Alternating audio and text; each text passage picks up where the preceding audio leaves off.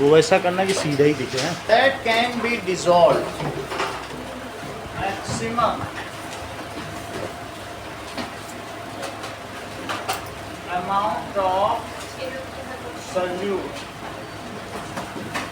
that can be dissolved in 100 gram solvent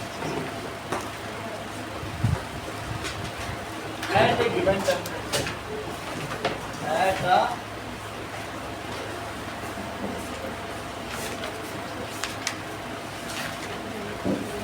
ठीक है, इस बॉल उसे क्या कहेंगे? सॉल्युबिलिटी। इसको सॉल्युबिलिटी कहेंगे of that solute in that solvent, इसको सॉल्युबिलिटी कहेंगे। अच्छा ये बताओ रिद्धि, आपने 100 ग्राम पानी ले लिया और उसमें आधा किलो नमक डाल दिया। 100 ग्राम पानी ले लिया और उसमें आप बहुत सारा, ये आपके पास नमक है और ये नमक ऐसे डाल दीजिए इसमें, तो क्या होगा बोलो? नमक डालती जाओ पानी में, एक गिलास पानी में 1 गिलास नमक डाल दो, क्या होगा? कुछ बताओ अनुष्का, बोलो क्या होगा? अल्टीमेटली वो जो बाकी का नमक वो नीचे बैठ जाएगा, उसके बाद वो फिर घुलेंगे। चीनी ही डाल के देख लो, अगर बहुत चीनी डालोगे तो क्या चीनी घुलती जाएगी? जितनी भी डालोगे एक ऐसी स्थिति आ जाएगी कि आप चीनी डालेंगे वो नीचे बैठेगी, चाहे आप फिर जितना भी हिलाइए वो उसमें मिलेगी नहीं। तो एक सैचुरेशन पॉइंट तो आ ही जाएगा, वो चीज़ नहीं मिलेगी। क्या आप मुझे बताएंगे सोनाक्षी, 100 ग्राम पानी में कितना नमक तुम घोल सकते?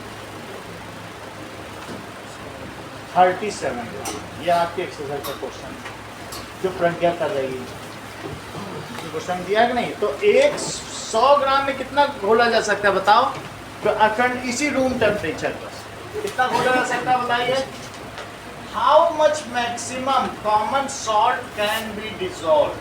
कितना डाल सकते हैं बोलो? 37 ग्राम। और कितने पानी में? 100 ग्राम ऑफ वाटर। इसको कॉमन सॉल्ट कहिए, सही है।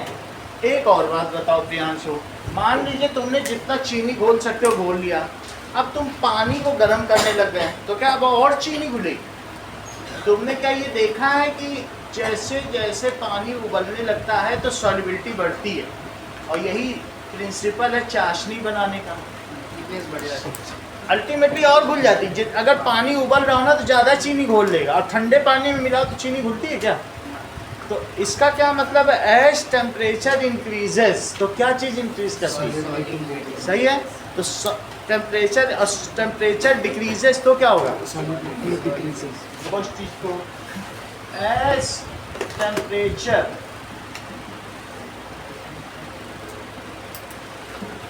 increases, solubility of solid substance, तो वो कोई भी सॉलिड होगा, in liquid increases। ये बात तुम्हें समझ आ रही? टेम्परेचर बढ़ने पे इसका एग्जांपल क्या है Rohit? If we heat water more sugar can be dissolve in it. ये बात तो तुमने देखी होगी ना, चाशनी बनाने वाले करते हैं कि नहीं करते हैं? तो क्या है एग्जाम्पल? क्या है कि इफ वी हीट वाटर, वाटर को गर्म करें या बॉईल करें तो क्या होगा? More sugar can be dissolve.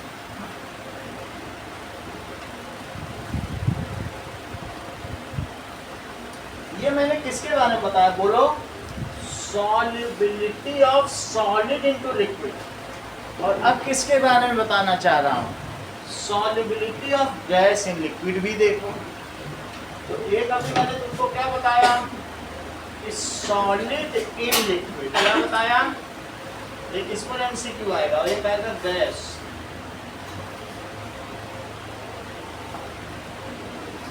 ये बताओ कि लिम्का भी आपने पी है और पेप्सी भी पी है, तो दोनों में जो लिम्का की बोतल है और जो पेप्सी की बोतल है, इन दोनों में ही इसमें क्या होता है? प्रेशर अंदर किया जाता है। ये कुछ नहीं है, वाटर प्लस CO2 है, इसी को सोडा वाटर कहते हैं। इसका नाम क्या पड़ जाता है?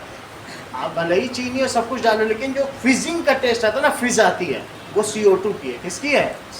CO2 की। ज्यादा ऊपर से प्रेशर लगाओ। लिम्का में 5 एटमॉस्फेरिक प्रेशर रहता है, और बोलो पेप्सी में कितने का रहता है? 6.5।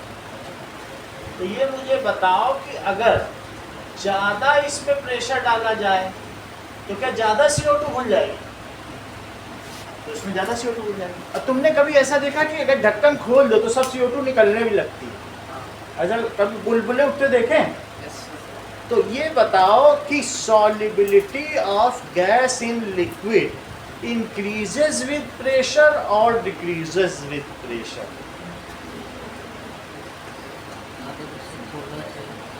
Solubility Aashna, solubility of gas in liquid increases with pressure और डिक्रीजेस विद, इंक्रीज होती है नहीं? ज्यादा प्रेशर डालोगे और CO2 घोल लो, और जैसे प्रेशर तुमने कैप हटाई CO2 निकल गई।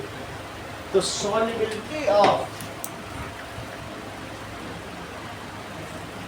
Gas in liquid increases with pressure. एक चीज लिखी और बता दो, मान लो तुमने इसका ढक्कन खोल दिया, इसकी कैप खोल दी, ये इसकी कैप पड़ी है नीचे। अब मुझे बताओ, इस बोतल में तुम बर्फ डालोगी तब इसमें CO2 बची रहेगी कि इसको टम्बलर में रख के उबाल दो पेप्सी? उड़ जाएगी, लेकिन फिर भी रहती है, कुछ तो रहती है थोड़ा सा। अगर बिल्कुल ये आइस कूल हो तब इसमें CO2 ज़्यादा बनी रहेगी कि इसको धूप में रख दो खूब गर्मी में, तब से है तो तब CO2 ज़्यादा रहेगी, तब फिर पीने में ज़्यादा एसिडिक फिजिंग टेस्ट आएगा कि ठंडे में? किस में ज़्यादा फिजिंग आएगा? बर्फ में फिजिंग टेस्ट ज़्यादा आएगा। और तो ऐसे तुमको मीठा पानी लगेगा, तुम धूप में रख के पी लेना पेप्सी, बिल्कुल मीठा पानी लगेगा। जो फिजिंग है इसका क्या मतलब है? Solubility of gas in liquid. बताओ Anushka, increases with temperature, temperature बढ़ाने पे क्या बढ़ेगी कि घटेगी? जैसे जैसे तुम टेम्परेचर इसका बढ़ाओगी तो ये जो गैस है ये लिक्विड है, तो बताओ ये जो गैस है इसमें रहेगी टेम्परेचर बढ़ाने पे कि निकल जाएगी? निकल जाएगी। तो क्या लिखो? Solubility of gas in liquid decreases with increase in temperature. सही है कि नहीं? Solubility of with increase in pressure, ऐसे लिखेंगे, increases with increase in pressure. और अब क्या लिखने चाह रहे, लिखेंगे solubility of gas in liquid decreases. Aniket sentence पूरा करो।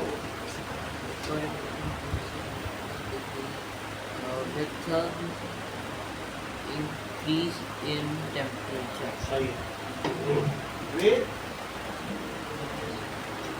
increase in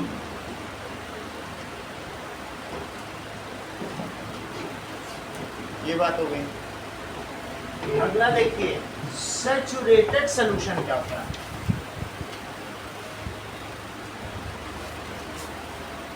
संतृप्त विलयन, हिंदी में इसको कहते हैं संतृप्त विलयन। That is a solution in which no more solute can be dissolved. मान लो कौस्तव, तुमने इसमें 100 ग्राम में 37 ग्राम नमक डाल दिया, common salt NaCl sodium chloride डाल दिया। अब तुम अगर इसमें 1 ग्राम भी और डालोगे तो वो 1 ग्राम नीचे बैठ जाएगा। तुम कितना भी इसको हिलाते रहो, तुम सोचो नहीं चम्मच से हिला के मिला देंगे, वो वहीं रहेगा। जैसे तुम हिलाना बंद करोगे 1 ग्राम तब भी नीचे रहेगा। तो इसका मतलब है हम जब नमक मिलाते तो एक ऐसा पॉइंट आ जाएगा कि अब और नमक नहीं मिलाया जा सकता। तो सैचुरेटेड सॉल्यूशन का क्या मतलब है? A solution in which no more solute can be dissolved at a given temperature. Temperature बढ़ाओगे तो और मिला लोगे। हमेशा किसी भी चीज़ का टेम्परेचर बढ़ाओगे तो जैसे चीनी ज़्यादा मिला लेते हो पानी में, तो सैचुरेटेड सॉल्यूशन या संतृप्त विलयन किसे कहते हैं? कि ऐसा विलयन जिसमें और अधिक विलेय न मिलाया जा सके किसी दिए गए तापमान पर, उसे संतृप्त विलयन कहा जाता है। So a solution in which no more solute can be dissolved at a given temperature. A solution हमने तैयार कर लिया, खूब डालते गए, in which no more solute can be dissolved at given temperature is called saturated solution. इसका example क्या है? इसका एग्जाम्पल है at 25 degree Celsius a mixture of 100 gram water and 37 gram common salt is saturated solution.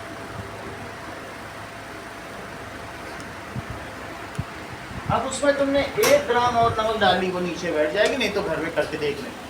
थोड़ा पानी लेना, उसमें नमक डालना, वो थोड़ी देर के बाद मिलता नहीं है, बैठ जाएगा नीचे, करके देख लेना आराम से। तो ये सैचुरेटेड सॉल्यूशन बना सकते हैं। अच्छा, अनसैचुरेटेड सॉल्यूशन स्वास्थ्य का क्या होगा? बोलो। अगर मान लो तुमने 10 ही ग्राम डाला हो तो तुम और भी ऐड कर सकते हो, अभी तो 27 और ऐड कर सकते हो। तो जिसमें अ solution in which more solute can be, थोड़ा सा डाल दो ना, मतलब 2 चम्मच और डालोगे तो भूल ही जाएगा। तो ऐसा सॉल्यूशन क्या कहलाएगा बताओ? Unsaturated solution. ऐसा सॉल्यूशन जिसमें और भी लेयर घोला जा सके, उसे क्या कहेंगे? असंतृप्त भी नहीं, जिसमें न घोला जा सके। संतृप्त भी, अब सैचुरेट हो गया। आप ऐसा किसी से बोलते हो, मैं तो पढ़ते पढ़ते अब सैचुरेट हो गया, अब मुझसे ए भी ना पढ़ा जाएगा, मैं तो सैचुरेट हो गया। जब आदमी भी सैचुरेट हो जाता है, होता है कि नहीं? तो सोल्यूशन भी कहेगा भाई तुमने बहुत घोल लिया, अब तो ना घोला जा सके। इसको कहते हैं saturated.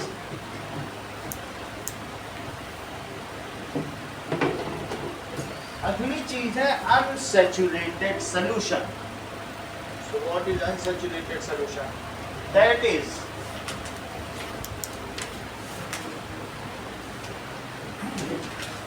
the solution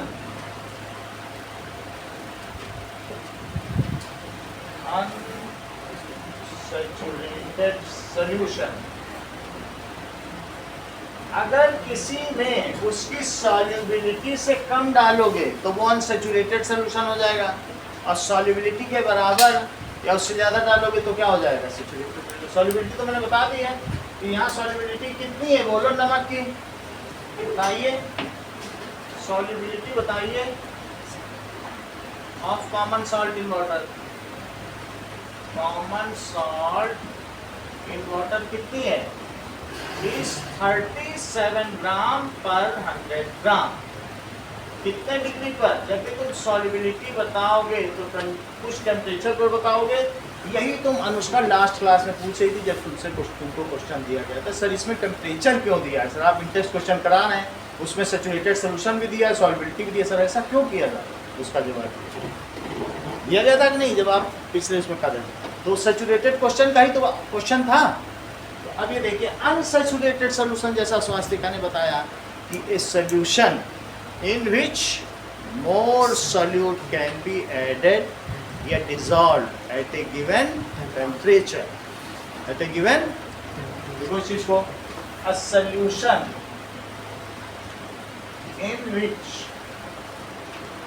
more solute can be dissolved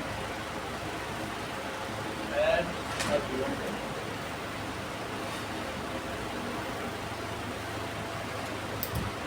Is called unsaturated solution।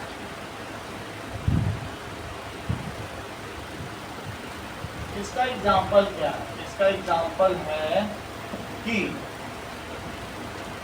10 gram salt NaCl in 100 gram water at 25 degrees। अब आगे देखो। नाउ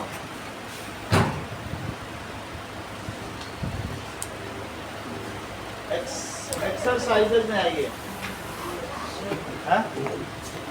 एक्सरसाइज में आओ। क्वेश्चन नंबर 3 देखिए।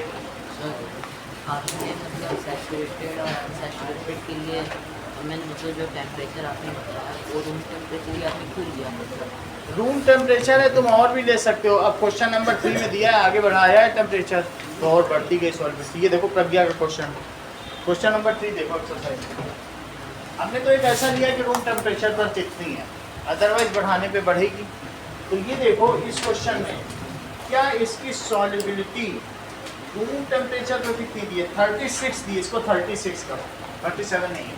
रूम टेम्परेचर पर देखो प्रज्ञा वाले क्वेश्चन में कितनी दी है, 36, सब जगह 36 सही है। कितनी है क्वेश्चन देखो, क्वेश्चन नंबर 3 निकालो तो पता चल जाएगा।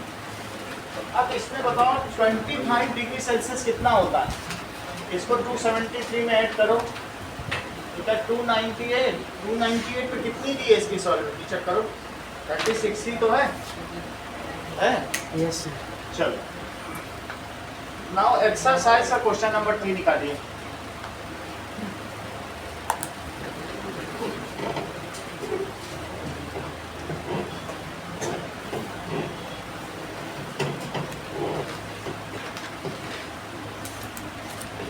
Pragya tested the solubility of 3 substances at different temperature and collected the data given below। तो आपको इसमें बताना है, और ये भी बताया उसने 100 ग्राम वाटर में सैचुरेटेड सॉल्यूशन सबका बनाया है। तो 283 डिग्री में कितने डिग्री सेल्सियस का, बोलो 283 केल्विन को कितने डिग्री सेल्सियस का होगा, 10 डिग्री सेल्सियस। 293 को क्या करो, 20 डिग्री सेल्सियस। क्वेश्चन नंबर 3 है। एंड 330 को क्या करोगे, 313 और 273 तो 40 degree Celsius. 333 60 degree 60 degree Celsius. 353 80 degree. तो वाटर को हमने अलग अलग टेम्परेचर, ल्यूक वार्म से ज़्यादा वार्म कर दिया, एक गुनगुना है ल्यूक वार्म और एक काफ़ी गर्म कर दिया। तो सबसे पहले पोटेशियम नाइट्रेट मिलाया,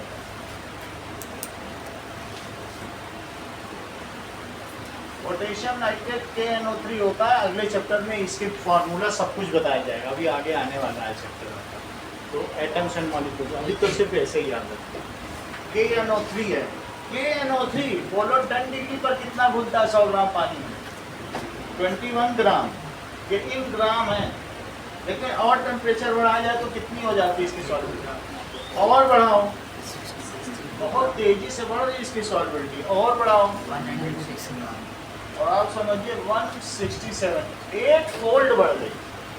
टेम्परेचर 10 से 80 किया, 8 गुना उसकी सॉल्युबिलिटी बढ़ गई, बहुत ज़्यादा। नमक के केस में ऐसा नहीं है, नमक में देखो कितनी बढ़ती है।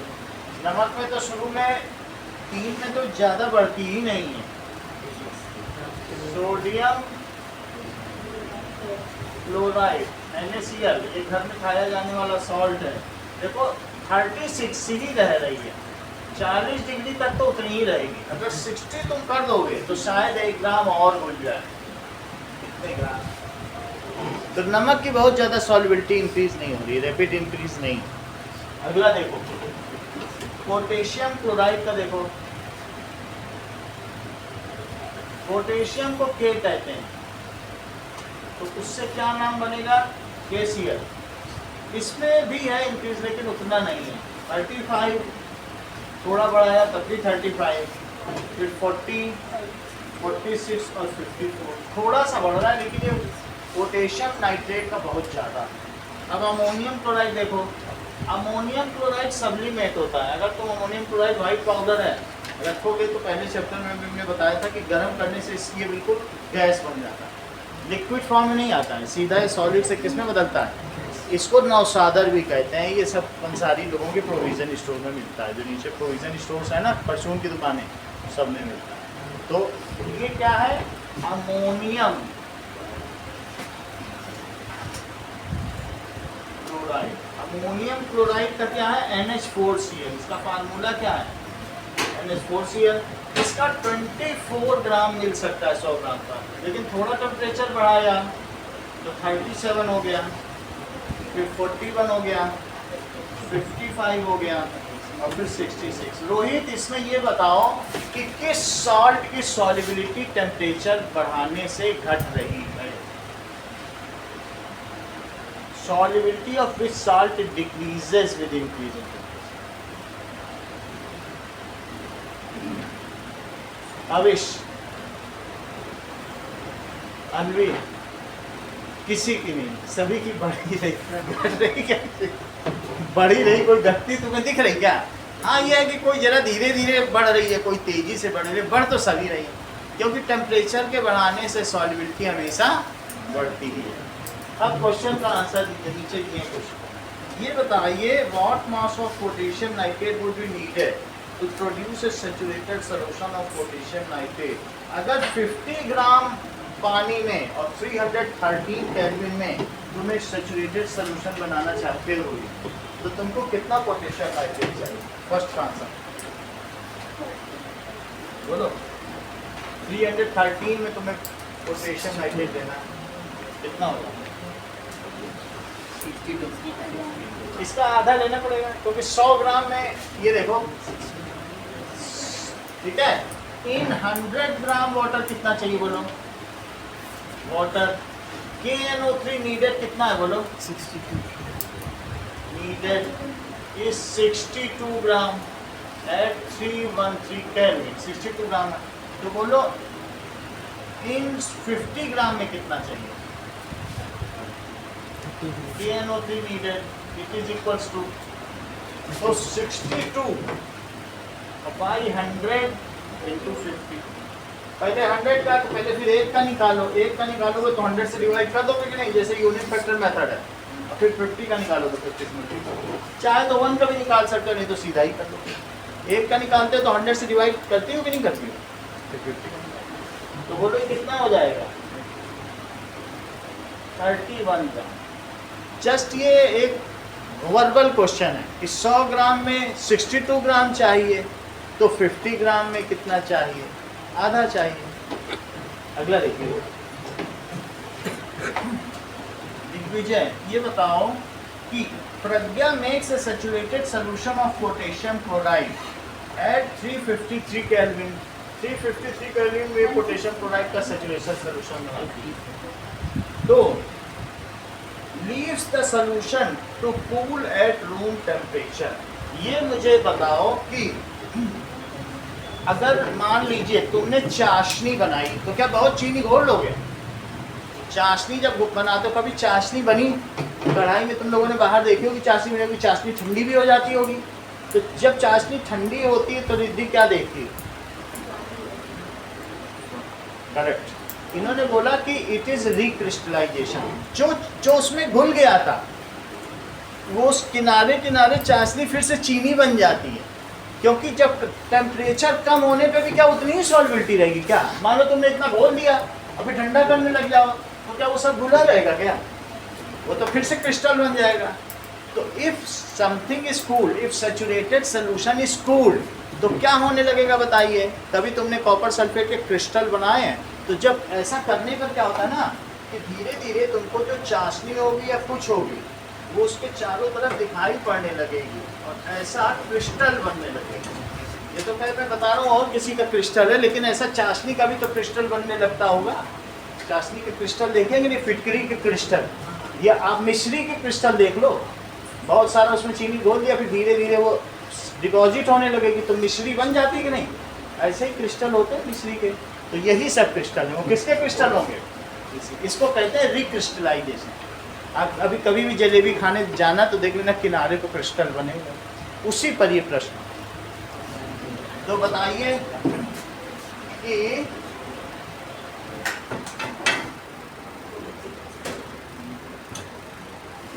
अगले क्वेश्चन में क्या पूछा गया है? ही या she makes the solution at of KCl at 353 and cools it down। और कितने पे कूल डाउन कर रही बताओ?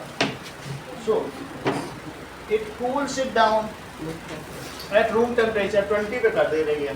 So crystallization क्या होता है?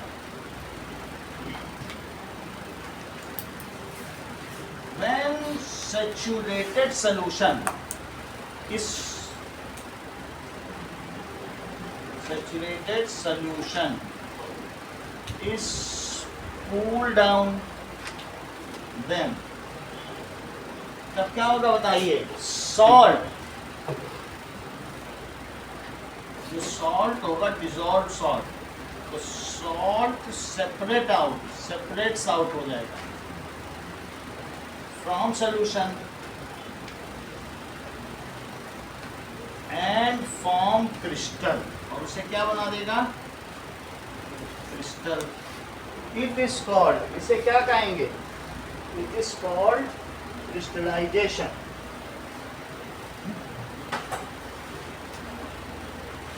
It is called crystallization. ऐसा इस वजह से होगा क्योंकि ये किस प्रिंसिपल से होगा? As solubility of solute decreases with decrease in temperature. वो क्यों अलग हो गया? क्योंकि टेम्परेचर कम करने पर उसकी सॉल्युबिलिटी भी कम होगी, तो उसे तो अगर हटना होगा ही। So as solubility of solute decreases with decrease in temperature,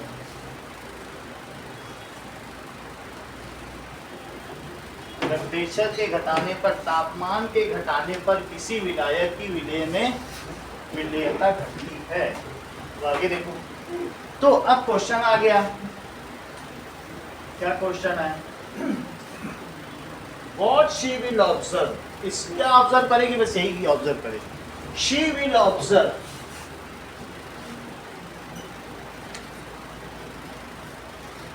the crystals of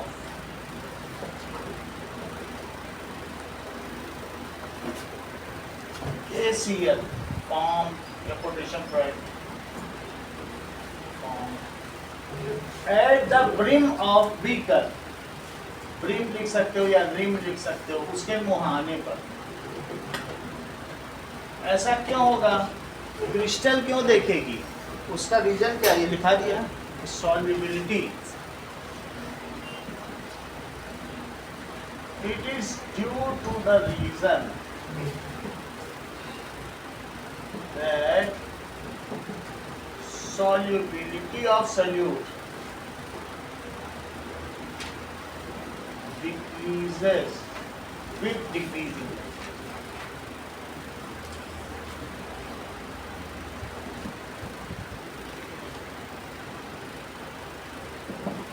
अगला देखो,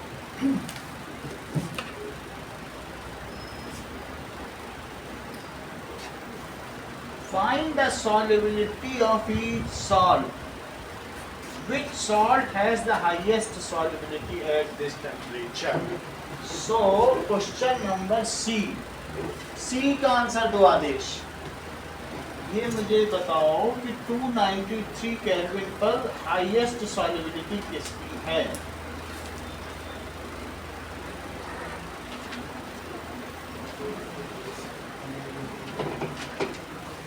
आदेश आप ही से पूछा जा रहा है। सोडियम क्लोराइड 293 पर, अंश आप बताओ हाईएस्ट किसकी है? Ammonium chloride. तो यहाँ से देखा जा सकता है 293 पर सबसे ज्यादा किसकी है? Ammonium chloride. सो हाईएस्ट सॉल्युबिलिटी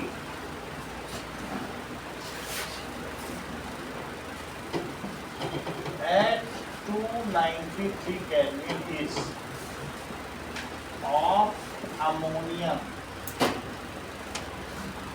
chloride.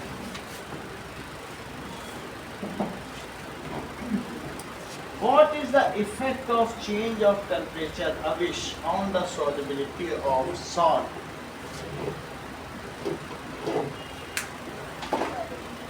बताओ।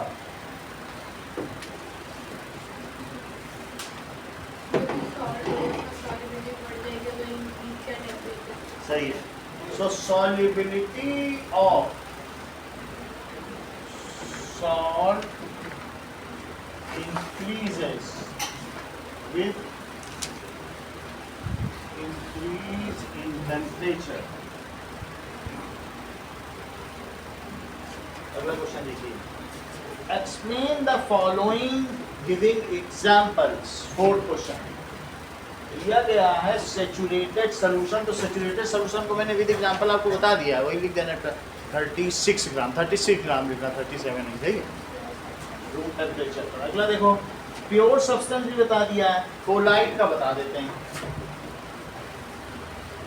Collide the heterogeneous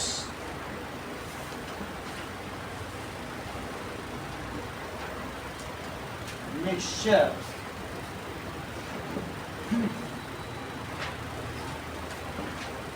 where size of solute particle कितनी हो? Swastika, size of solute particles ranges from, बोलो सेंटेंस पूरा करो। heterogeneous solution या heterogeneous mixture size of solute particle कितनी होती है?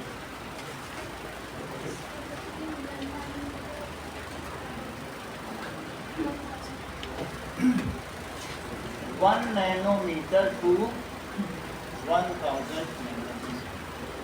It is less stable in nature। ये कैसा होता है? Less stable in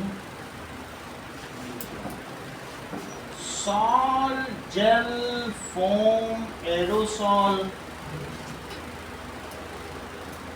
solid sol and emulsion are examples of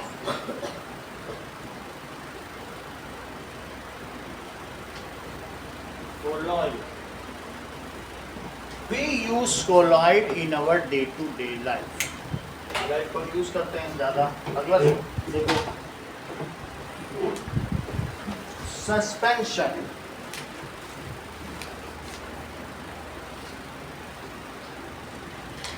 The heterogeneous solution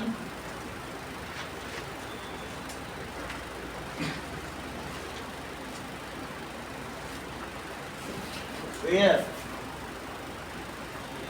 size of solute particles, Divya sentence पूरा करो।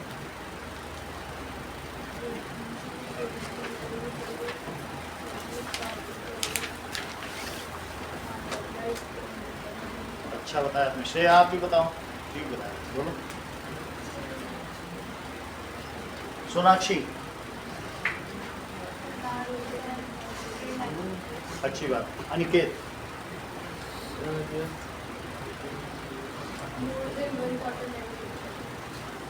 ठीक है। Size of solute particle is more than 1000 nanometre. That is,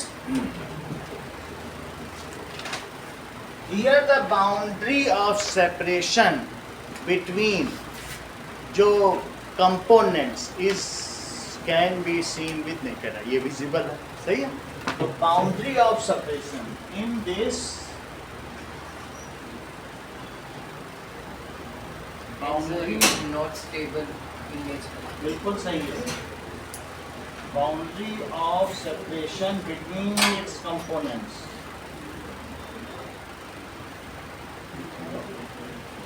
is visible with naked eye।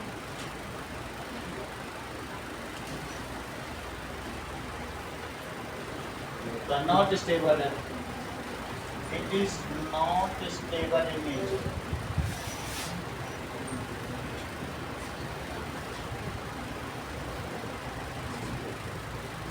इसका example बताओ सोनाक्षी। बड़ी मेहनत लगती है, खोजता बताओ। रोहित, सैंड इन वाटर, इसी तरीके से चॉक इन वाटर, नीचे है ऑयल वाटर। ऐसा मत बोलो, दूसरे लोग गलत सीख जाएंगे, फिर तुम्हारे पास ही भेजेंगे। तुम्हें आंसर को उसमें डाल दोगे। अभी एक टाइप बताए थे तुमको, इमल्सन सिखाया था कि नहीं? देखो यहाँ लिखा भी है, इमल्सन दिखाया होता, ये देखिए। चलो, classify each of the following as homogeneous और हेट्रोजीनियस मिक्सचर। तो प्रियांशु, एलॉयज किस में आएंगे, कोलॉइड्स में कि सस्पेंशन में? सस्पेंशन।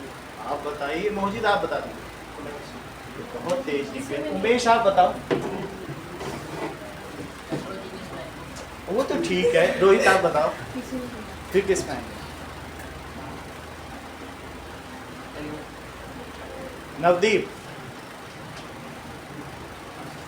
दिक्कत होती बताने में, छोटी छोटी कॉमन सेंस की बातें। बोलो शेयर। मेटलॉइड्स। कोलॉइड में आएंगे कि सस्पेंशन में एलॉयज? हाँ बोलो अनवी। मेटलॉइड्स सही है कि नहीं? जो चीज़ पूछी जाए उसका जो आंसर है वही दो। वो ये नहीं कि हमने पूछा तो ही बता दो। हम कहेंगे दिल्ली गुजरात की राजधानी की राजस्थान की, तो कुछ गुजरात बचाने कुछ राजस्थान, अरे वही थोड़े ना आंसर होगा। तीसरा भी तो हो सकता है। थोड़ा अपना दिमाग भी लगाओ, मना थोड़ी है। ये एलॉइड्स में लिखा हुआ है मिक्सचर ऑफ टू मेटल्स और होमोजीनियस मिक्सचर ही में पढ़ रहे हो। मतलब मेटलॉइड्स में आएंगे। होमोजीनियस मिक्सचर ही तो है। एलॉयज क्या है? होमोजीनियस।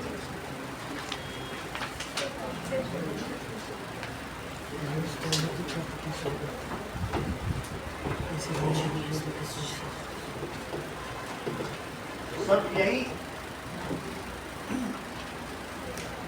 पढ़ाया वही जाता है, लेकिन क्या है कि बस ध्यान देने की बात है। तुम्हारे फिर इस बार 1 नंबर कम आया और ये 1 नंबर लेके आया है। अगर ये 1 नंबर तुमको दे देता तो 140 मिल जाता, लेकिन ये है बड़ा कंजूस। ये खुद ले आएगा, दूसरे को नहीं दे। तो पढ़ने में है कुछ लोग आपको, जबकि कुछ आप 8-8 नंबर ले आए मैथ्स में, पढ़ रहे हो तभी तो ला रहे हो, नहीं तो ना लाते। अगला देखिए, जबकि दिव्यांश इतने नहीं ला पाए। तकदीर की बात है। आगे देखिए, 5th क्वेश्चन देखिए। अगर मान लो जैसे दिमाग कम है तो उसको मेहनत से बताया जाता है। ये नहीं कि दिमाग भी कम है मेहनत भी ना करे, स्क्रॉन्जी भी करे, तब तो बहुत गिर जाएगा। उसको मेहनत से दूर करो।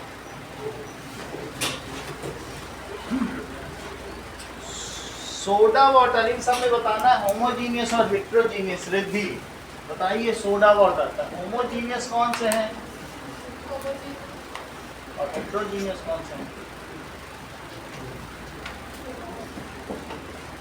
बोलो।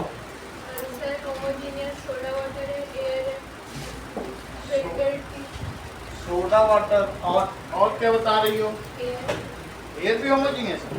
हाँ, और बोलो। फिल्टर टी, फिल्टर्ड टी, नहीं विनेगर, विनेगर। फिल्टर्ड टी देख लेते हैं। विनेगर वैसे मेरे ख्याल से होमोजीनियस ही होगा। कौन से बैग से है? अगर हम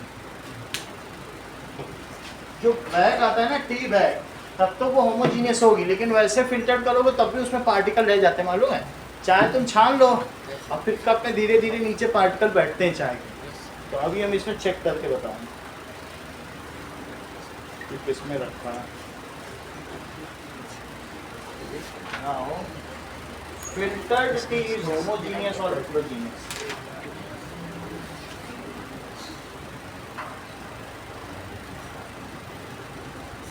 फिल्टर्ड टी को होमोजीनियस ही माना। और बताओ। फिल्टर्ड टी नहीं आएगी इसमें, क्योंकि मिल्क ही होमोजीनियस नहीं है। मिल्क ही तो, मिल्क अगर पड़ गया तो मिल्क तो कोलाइड है, मिल्क तो इमल्सन है। मिल्क क्या है? तो जो इमल्सन है वो जब हेट्रोजीनियस है तो मिल्क डाल दिया तो फिर वो फिर हेट्रोजीनियस हो गया। जब तक मिल्क नहीं डाला, नींबू की लेमन टी बना दी और टी बैग से बनाओ तब तक ठीक है।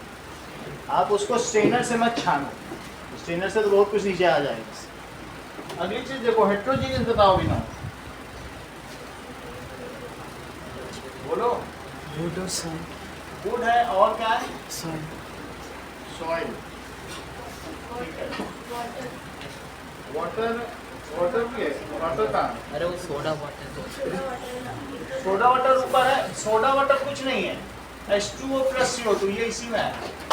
देखो होमोजीनियस मिक्सचर है, बोलो सोडा वाटर की बोतल लाते हो तो क्या हिला के उसको सर्व करते हो? सिंपली खोल के डाल देते हो। तो ये पेप्सी भी कभी हिला के पीते देखा है किसी को?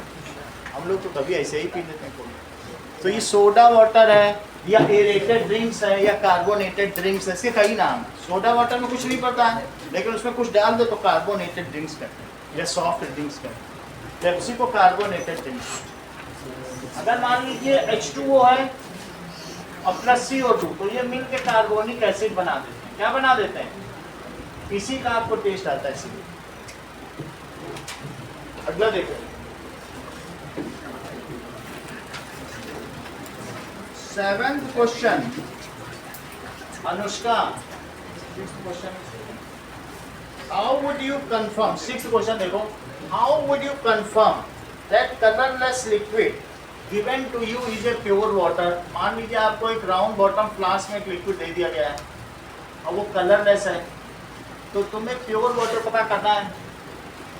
अगर वो प्योर वाटर नहीं है, पहली बात तो बॉयल इट, उसको क्या करो, and put the thermometer in it. If it boils at 100 degree Celsius तो इससे तुम पता कर सकते हो कि क्या है ये pure water. If when all liquid, all ये जो substance boils out and there are no stains left. कभी ऐसा देखा है कि कभी पानी जब उबालते हैं तो नीचे सफ़ेद सफ़ेद रह जाता थोड़ा, इसका मतलब है उसमें कैल्शियम या कुछ रहा होगा, वो तो नहीं उड़ेगा, उड़ता तो सिर्फ पानी ही है।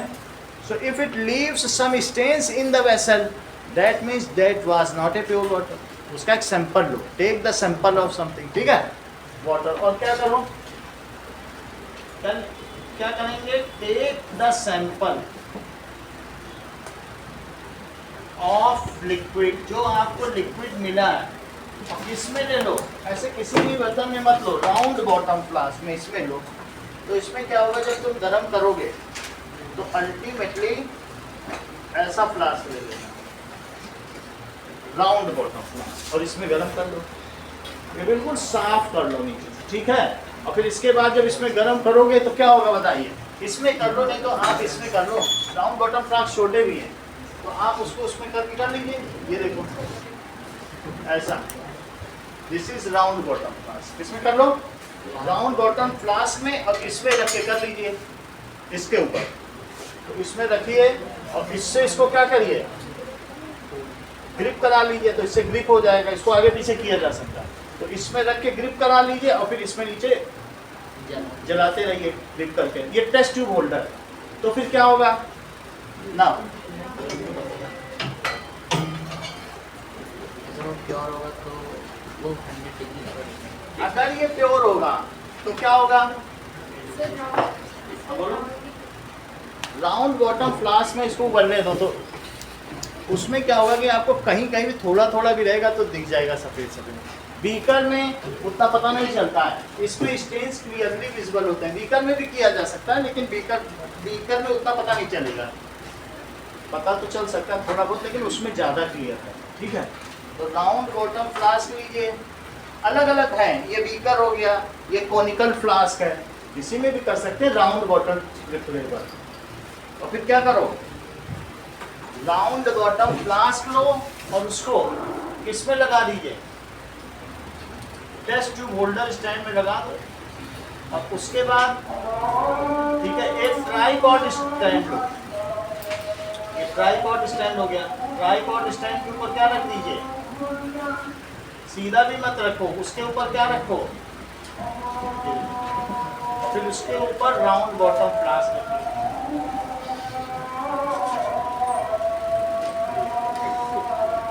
एंड इसको टेस्ट ट्यूब होल्डर से पकड़ लीजिए और इसमें थर्मोमीटर डाल दीजिए। इतना काम करना है। मेरा कहने का मतलब है कि एक ट्राइपॉड स्टैंड लो, ट्राइपॉड स्टैंड के ऊपर क्या रखो, ठीक है, दैट इज, इसके ऊपर आप क्या रख दीजिए, प्लेस कर दीजिए, that is wire gauge, wire gauge, इसको क्या कहेंगे? वायर। इस पे एस्बेस्टस लगा हुआ है, ट्राइपॉड स्टैंड पे रख दीजिए और नीचे किससे जला लीजिए?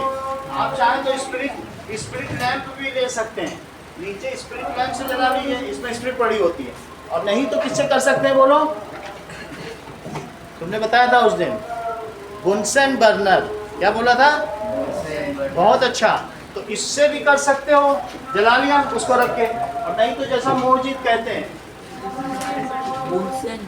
बहुत अच्छा, बुनसन बर्नर, ये देखो ये गैस से जलता है, इसको गैस से लगा लीजिए, ऑन ऑफ करके ये भी लगा सकते हैं। तो दोनों तुम लोगों की लैब में होगा, मेरे ख्याल से बुनसन बर्नर से आपको कराया जाता हो ना हमारी बुनसन ही, क्या बुनसन से नहीं हो रहा? चलिए सर हमें लैब में नहीं लिया जाएगा। तो समझ में आ गई बात की नहीं? तो हमने क्या क्या लिया बोलो? ऐसा सिस्टम बना लिया। सर ये डायग्राम बनाना है इस क्वेश्चन में।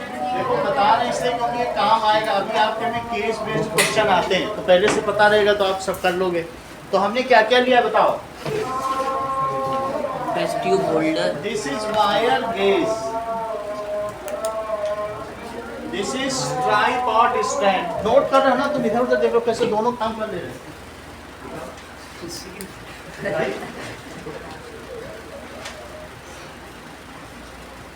Tripod stand,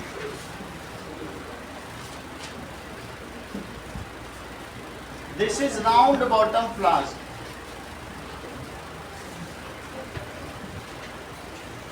this is test tube holder,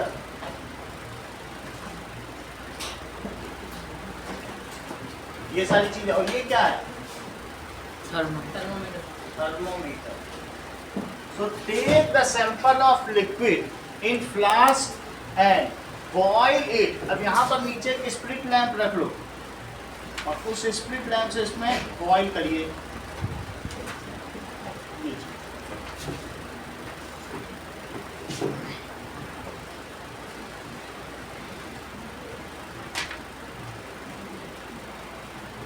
And boil it. If it boils at 100 degrees Celsius, 100 degrees Celsius for boil हो, then it is pure water.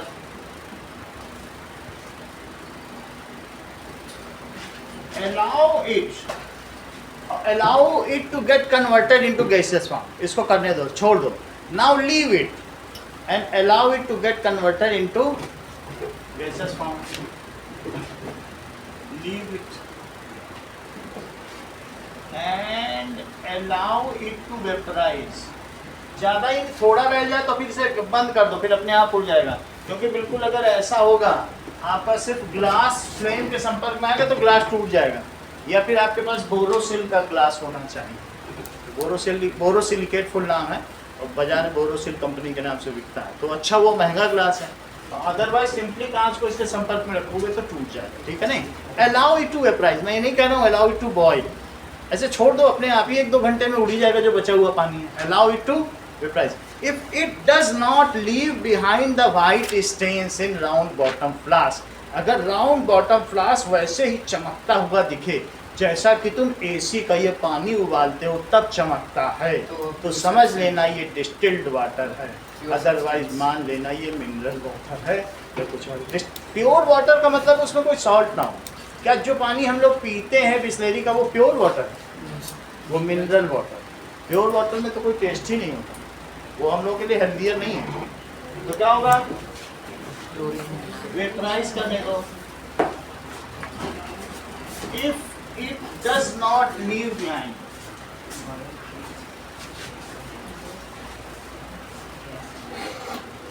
White stains, अगर ये कुछ भी ना छोड़े in flask, then it is pure water free from minerals. इस तरीके से किया जा सकता है। अच्छा, बाजार में एक पीएच पेपर भी आता है, उससे भी पता लगाते हैं। अगर वो 7 आता है पीएच 7, तो एक होता है ना इंडिकेटर से भी पता चल जाता है। White stains, white stains in flask, अगर फ्लास्क में क्या हो जाए व्हाइट स्टेन्स, नीचे सफेद सफेद दाग जैसे, इन सब में ये चीज हमने उगाली और ये कुछ छूट गया, ऐसे ऐसे स्टेन्स छूट गए, तो इसका मतलब क्या वो प्योर था? नहीं था। ठीक है कि नहीं? अब देखो अगला देखिए, क्वेश्चन नंबर 7 देखिए अनुष्का।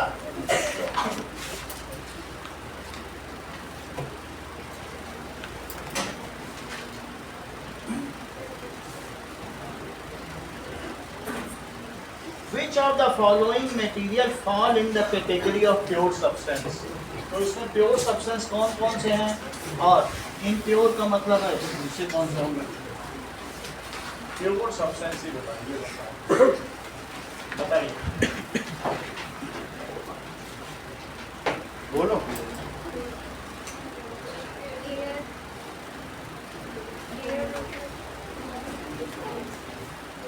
एयर की बात करें, अब हम किससे पूछें? अभी आप ही बताओ। आइस, ये तो मिक्सचर का नाम बताने लगे, प्योर पूछो तो मिक्सचर बता। और बोलो सर आयरन, आयरन, और बोलो hydrochloric acid, mercury, hydrochloric acid. Hydrochloric acid, ध्यान दीजिए, अगर मैं आपसे पूछूं कि हाइड्रोजन क्लोराइड और हाइड्रोक्लोरिक एसिड, तो इन दोनों में प्योर सब्सटेंस कौन सा है, मिक्सचर कौन सा बताएं? एसिड प्योर है और ये अब इसने अच्छा बताया, इसने बोला है कि हाइड्रोजन क्लोराइड प्योर, इसका मतलब इसे हर चीज की जानकारी है। कैसे इतना जानता है, ये इसके घर में पढ़े लिखे लोग ना, बड़ी बात है, बता रहा है। इसका मतलब समझो, अब इसके क्या बता रहा है। अब इस कह रहा है कि हाइड्रोजन क्लोराइड एक गैस है, ये क्या जानता है इसके बारे में? और इसको मिक्स्ड विद वाटर, जब गैस को किसमें मिक्स कर दिया? मिक्स्ड विद वाटर, तो ये है हाइड्रोक्लोरिक एसिड। इसमें वाटर भी रहेगा और क्या रहेगा? HCl। इसको क्या कहते हैं बोलो?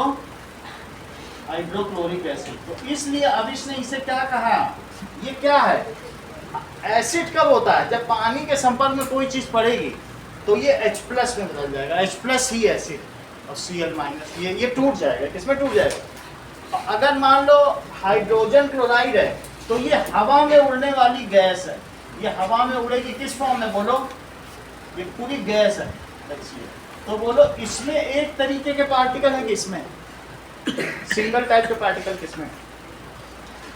तो ये प्योर सब्सटेंस है जैसा कि अविश ने बताया। और हाइड्रोक्लोरिक एसिड क्या है बताइए? ये मिक्सचर, सही है। तो ये लिखो हाइड्रोक्लोरिक एसिड, ये मिक्सचर। और हाइड्रोजन क्लोराइड गैस क्या है, इसके बारे में एटम्स एंड मॉलिक्यूल्स में और पढ़ लेंगे, वहाँ पे बहुत डिटेल्स है। दैट इज, ये क्या है? Pure substance. तो इसमें क्या लिखे हैं? अब इसका आगे का बताओ, बताओ। कैल्शियम ऑक्साइड होगा, कैल्शियम ऑक्साइड चूना है, CaO, वो होगा कैल्शियम ऑक्साइड। इसका फार्मूला क्या है? CaO, ठीक है। चाहे कहीं से भी आप लोगे, इसमें 1:1 रेशो में एलिमेंट कंबाइन करके चूना बनाते हैं। When the element combine chemically in fixed ratio, then they form pure substance। और प्योर सब्सटेंस में कंपाउंड है, तो इसी में आ जाएगा। आगे देखो, और कुछ है निखिल?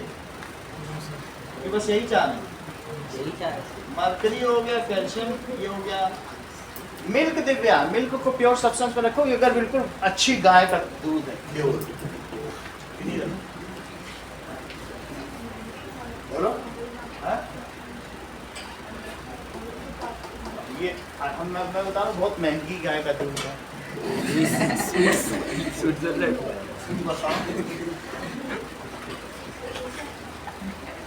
तब भी प्योर नहीं मांग।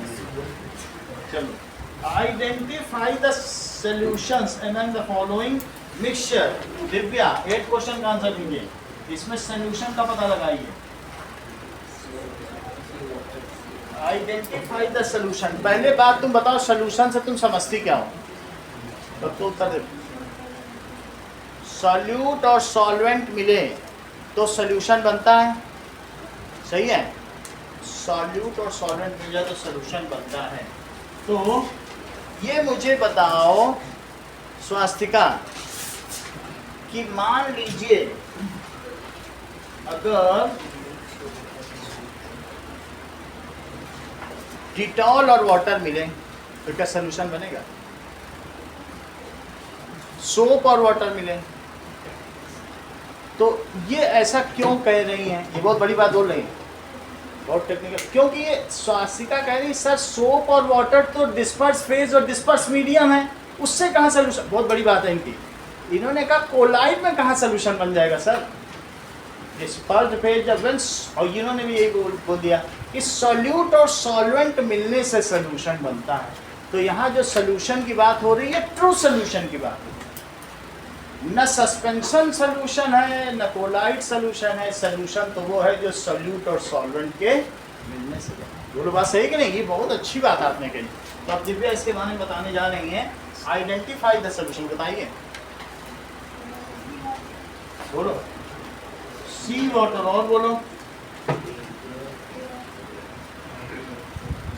और बोलो एयर भी है, एयर भी है, सोडा वाटर, और कुछ है?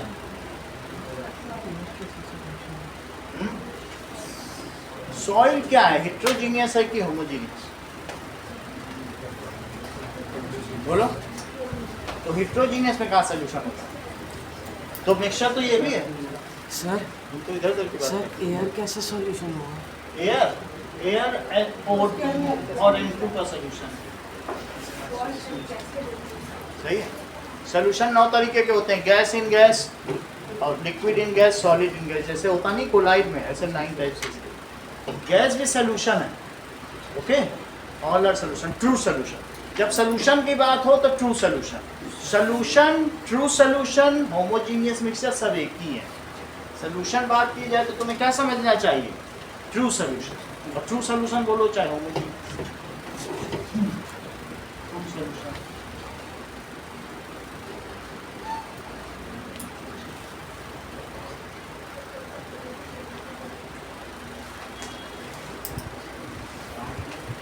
आगे देखो,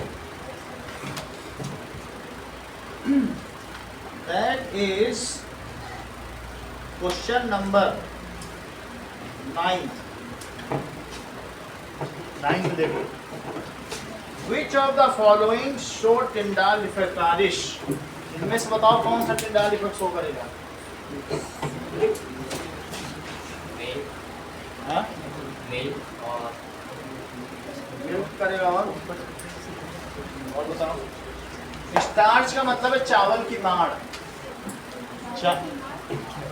जैसे चावल के ऊपर का जो पानी होता है ना, बहुत पानी डाल दो तो उसको क्या कहते हैं?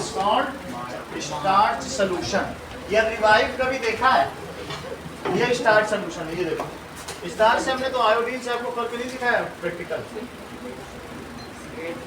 ये चावल की माड़ है, नीचे चावल के दाने, इसको हिला देंगे, दिख रहा है? हिला दिया, स्टार्च हो गया। ये चावल का पानी, इसका नाम क्या लिखा है? आयोडीन डालो तो इसका कलर डीप ब्लू हो जाता है। ये चावल का पानी। तो बोलो ये शो करेगा कि नहीं शो करेगा? अभी देखा था जब मैं शुरू में लेके आया था तो अलग अलग था। इसका मतलब ये ट्रू सोल्यूशन नहीं है, इसमें से पानी अलग हो जाता है। तो जिसमें जब कंपोनेंट अलग अलग हो जाए तो क्या वो ट्रू सोल्यूशन है?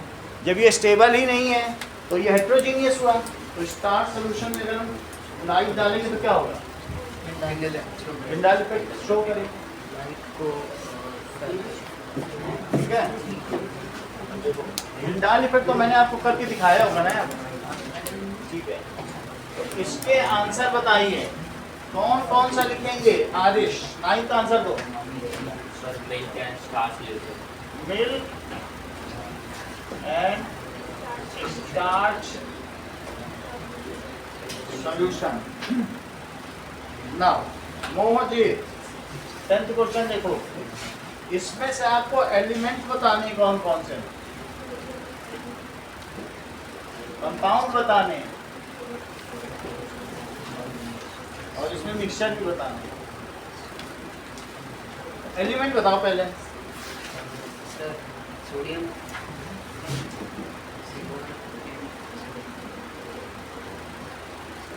और बोलो। Silver, ten, silicon, ten, silicon, methane. Methane के एलिमेंट बता दिए।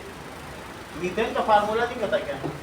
मीथेन सीएनजी है, इसको क्या कहते हैं? कंप्रेस्ड नेचुरल, ये CH4, ये C और H एलिमेंट के 1:4 में मिलने से मीथेन गैस बनती है, जिसको मार्स गैस कहते हैं। इससे ऑटो चलता है, इसको क्लीन फ्यूल कहते हैं। नहीं, सीएनजी से ही तो सब ग्रीन कलर के ऑटो चल रहे हैं। सीएनजी लेट परसेंट होती है। तो और भी कुछ है निकेत, बताओ इसमें, इन्होंने इतना ही बताया। अगर कोई तुम्हें एलिमेंट दिख रहा है तो बता दो, नहीं तो आगे बढ़े। कौन सा? सीएनजी से? सीएनजी का मतलब एक गैस है, कंप्रेस्ड नेचुरल गैस। क्या पूछ रहे हो बताओ? हाँ, ये जितने भी ग्रीन कलर की ऑटो है ना, इसका मतलब है कि वो हमारे एनवायरनमेंट के लिए फ्रेंडली हैं, इसीलिए उसका कलर ग्रीन रहता है। इलेक्ट्रिक नहीं है, ये गैस से चलती है। जब पहले डीजल से चलती थी सारी ऑटो, फिर धीरे धीरे डीजल से बहुत प्रदूषण होने लगा, तो फिर सीएनजी रेट भी बढ़ गया डीजल में। है ना। तो सीएनजी एक गैस है। सर इसको डाउट कैसे?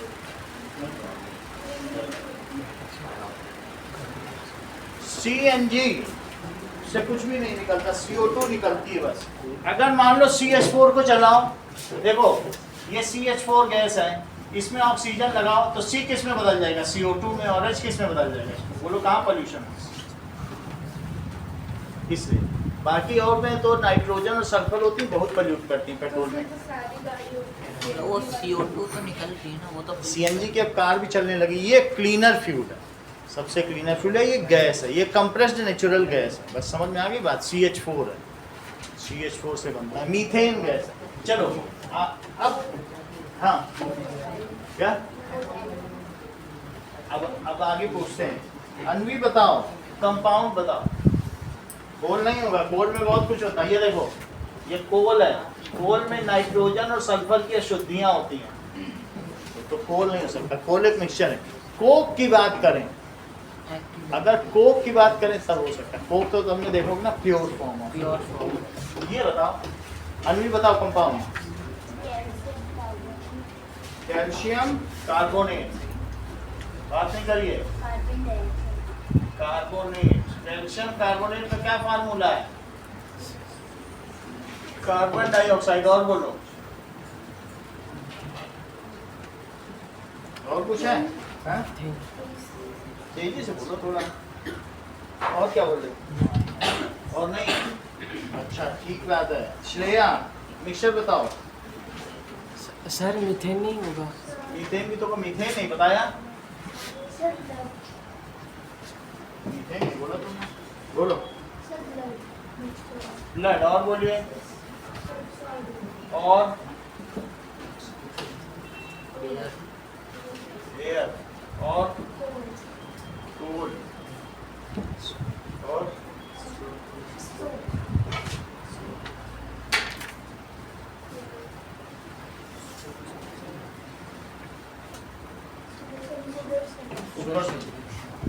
सभी मिक्सचर, सभी हो गए तो बचा नहीं कोई,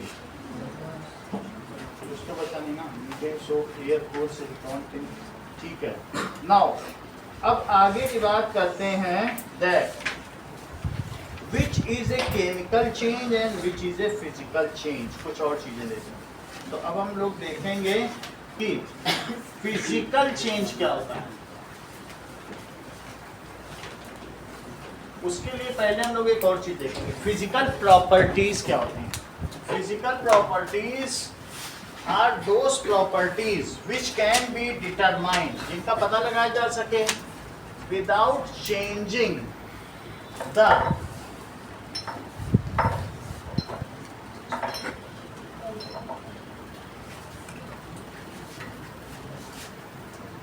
देखिए फिजिकल प्रॉपर्टी कैसे पता लगाई जा सकती हैं? बाय ऑब्जर्वेशन, बाय मेजरमेंट, वो फिजिकल प्रॉपर्टीज होती हैं।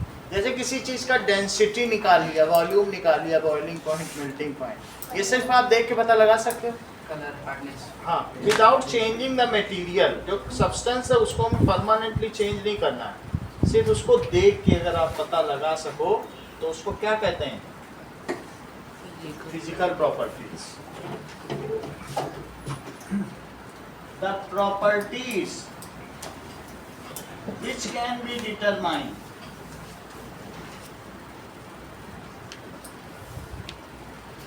by measurement or observation या observation। measurement कई तरीके के होते हैं। एग्जाम्पल क्या क्या है? किसी की डेंसिटी पता कर ली कि कितना केजी पर मीटर क्यूब है, किसी का मेल्टिंग पॉइंट पता कर लिया, किसी का बॉइलिंग पॉइंट पता कर लिया, टेस्ट कर लिया, तो फिजिकल प्रॉपर्टी, ऑर्डर, टेस्ट, ये सब। टेस्ट पता कर लिया, कलर पता कर लिया, ऑर्डर पता कर ली, रिजिडिटी, रिजिडिटी भी पता कर ली, ये सब पता कर लिया, ये सब फिजिकल प्रॉपर्टीज। अब देखो केमिकल प्रॉपर्टीज क्या होती है।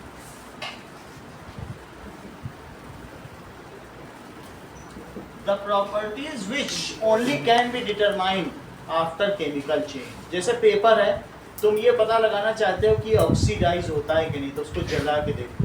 अगर जल जाए, जलने को ऑक्सीडेशन कहते हैं, बर्निंग। जल जाए कोई चीज़ तो कंबशन कहते हैं। तो फिर एक बार अगर जल गया तो क्या वापस आएगा? तुम्हारे हाथ में प्रॉपर्टी। और यहाँ पर फिजिकल प्रॉपर्टी पता लगाई जा सकती। पानी को कभी बर्फ़ बना दिया, बर्फ़ को पानी बना दिया, भाप बना दिया, भाप को कंडेंस करके फिर पानी बना दिया। दिन में मर्जी 10 बार चेंज करो, कुछ फर्क पड़ेगा क्या? तो फिजिकल प्रॉपर्टी में मटेरियल हाथ से नहीं जाता है, बस आप फिजिकल चेंज से उसका पता लगा सकते हो। This can be determined by physical change. अगर बर्फ का मेल्टिंग पॉइंट पता करना तो पानी ही तो बनेगा, वो तो फिजिकल चेंज है। So this can be determined by physical change. जबकि केमिकल प्रॉपर्टी क्या होती है? This can be determined by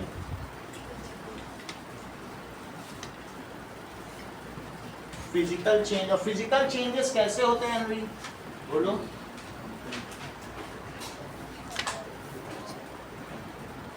The changes during which the substance does not lose its feature या property, basic property, it is called, या its molecular nature। Molecule में है, वो अपना मॉलिक्यूल ही तोड़ दे, HCl है या H2 और O2 में बन जाए, तो उसने अपना molecular nature. The change, physical change क्या होते हैं हमेश? The changes which are reversible in nature. मर्जी हो पिघला लो, मर्जी हो जमा लो। The changes which are reverse किए जा सके। बर्फ से पानी भी बनाया जा सकता है, पानी से बर्फ भी बनाया जा सकता है, आर कॉल्ड फिजिकल चेंज। ठीक है? The changes which are reversible in nature.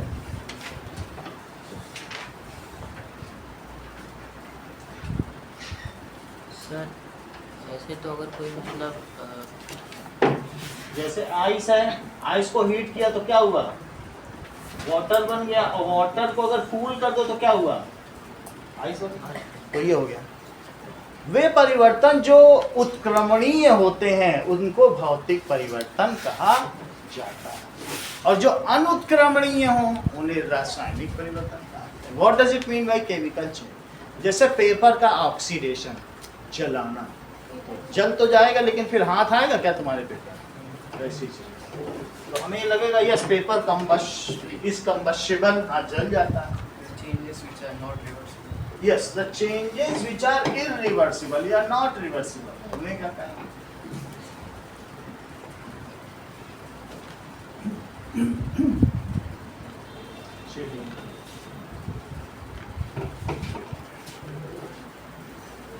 Chemical properties, इसके एग्जांपल है जैसे कंबस्टिबिलिटी, कोई जल रहा है कि नहीं? combustion of कंबस्टिबिलिटी का मतलब है दहन, कोई चीज जल जाए। जैसे रावण दहन होता है, दहन को कंबस्टिबिलिटी। burning of candle। Burning. Acidity, कि कोई कितनी एसिडिक है, एसिडिटी। इनके बारे में और आप आगे जानोगे, जैसे भी मैं बता नहीं रहा था, HCl में H+ निकल जाता, कितना H+ है उसे एसिडिटी कहेंगे। तो ये तब तो आप पानी में डालो फिर पता चल जाएगा, HCl गैस को पानी में डालो एसिडिटी पता चल जाएगा। अच्छा, बेसिसिटी इतना ही आप ध्यान रखिए। अच्छा ये बताइए केमिकल प्रॉपर्टी कौन सी प्रॉपर्टी होती है? Those properties which can be determined only after chemical change, जिनको कैसे पता लगाया जा सके। पेपर को तुम कैसे पता लगा पाओगे कि जलेगा कि नहीं, जला के देखो। The properties which can be determined, which can be determined only after, Chemical reaction or chemical change. बिल्कुल सही, केमिकल रिएक्शन या केमिकल चेंज। एग्जाम्पल है बर्निंग ऑफ पेपर। तो केमिकल चेंजेस कैसे होते हैं? Chemical changes are permanent in nature and these are irreversible, permanent हो जाते हैं।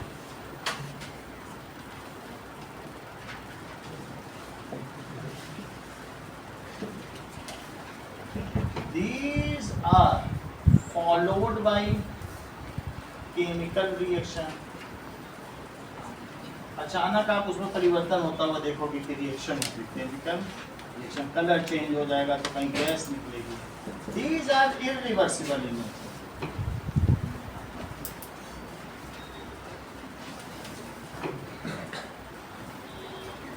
अगर आपने पेपर को ऑक्सीजन दे दी और ऑक्सीजन के साथ हीट भी दे दी, इतना काफ़ी है, तो इसके बाद एशेस बन जाएगा। और अगर आप सोचो एशेस से पेपर बना लो तो बना नहीं पाओगे, इरिवर्सिबल है ना, वो बोथ वे जा रहा है, यहाँ से यहाँ भी बना लिया उधर भी है।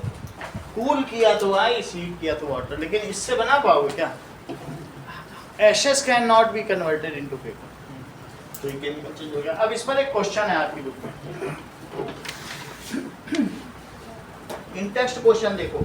इन टेक्स्ट क्वेश्चन में दिया गया है पेज नंबर 19 में, classify the following as chemical change. इनमें पता करो कि कौन सा केमिकल चेंज।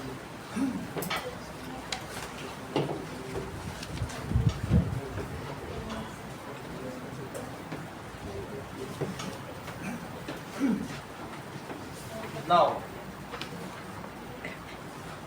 पेज 19 इसको क्लासिफाई करना है, तो एक तरफ लिख लो केमिकल चेंज, सिर्फ केमिकल पूछा है क्या? दोनों ही पूछा है। फिजिकल चेंज बोलिए, दिव्या क्या बता रही? कटिंग ऑफ ट्री क्या है? Chemical change.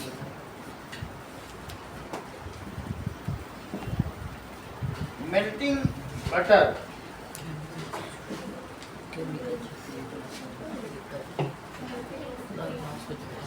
ठीक है। रस्टिंग ऑफ एल्मीरा,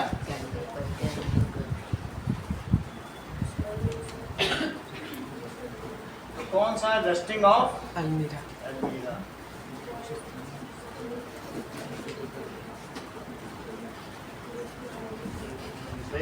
अगला देखो, boiling of water to form steam, physical change. Boiling of water.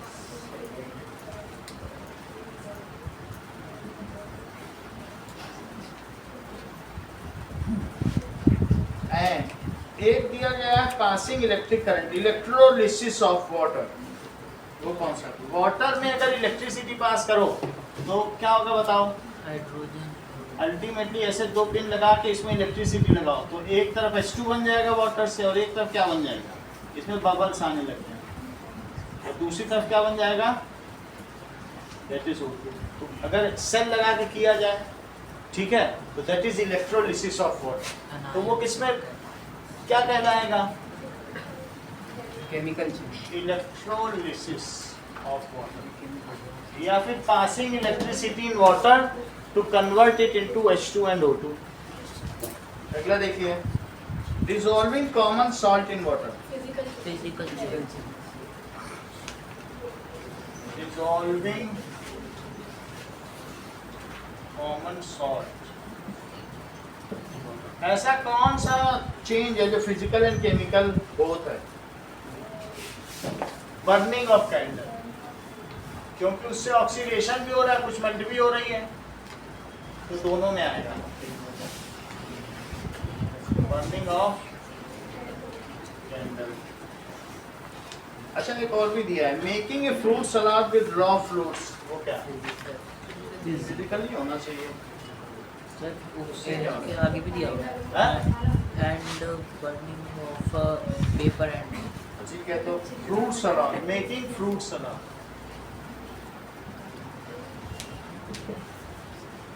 और दूसरा क्या? Burning of paper and would.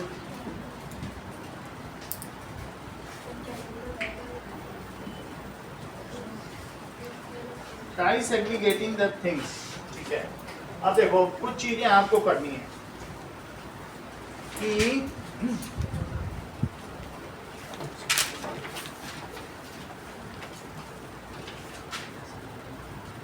पहला define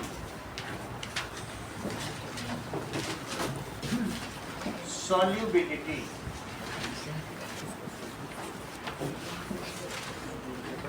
saturated solution, unsaturated solution. Two elements liquid at room temperature.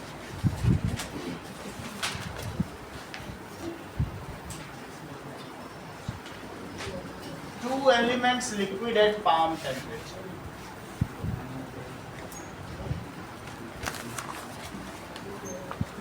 Non-metal which is lustrous.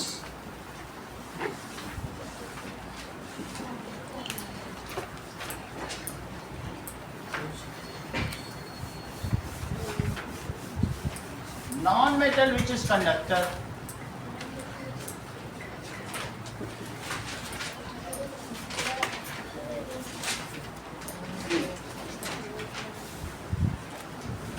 तीसरी चीज solubility, इसको fill in the blanks है। Solubility of solid in liquid increases with, इस sentence को पूरा करना है। और solubility of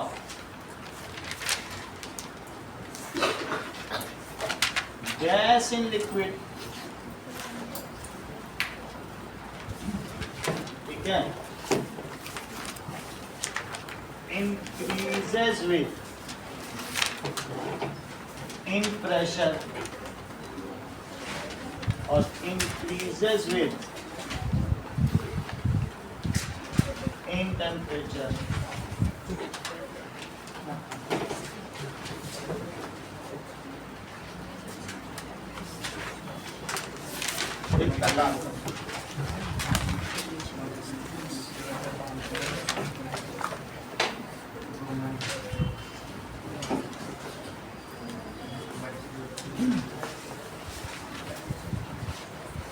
रूम टेम्परेचर पे कौन से दो